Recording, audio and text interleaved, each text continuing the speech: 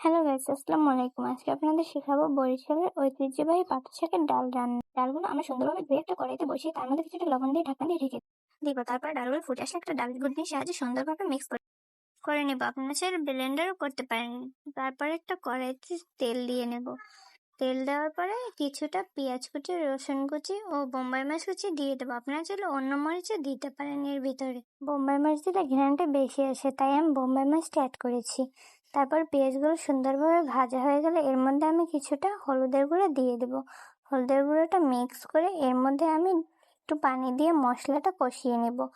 তারপরে মশলাটা কষানো হয়ে গেলে আমি এর ভিতরে পেস্ট করা ডালগুলো দিয়ে দেব। তারপর সুন্দরভাবে নাড়াচাড়া করে মিক্স করে নিব। আর ডালটা যখন এইভাবে ফুটে উঠবে তখন আমরা এর ভিতরে অল্প কিছুটা পানি অ্যাড করে দেব। একদমই অল্প পানি দিতে হবে। তারপরে পানিটা ফুটে আসলে তার ভিতরে আমরা পাটের শাকগুলো দিয়ে দেবো। পাটের শাকগুলো আমি আগে থেকেই ধুয়ে রেখে দিয়েছিলাম। পাটের শাকটা ডালের সাথে ভালোভাবে মিক্স করে নিতে হবে, যেন কোথাও দলা পাকিয়ে না থাকে।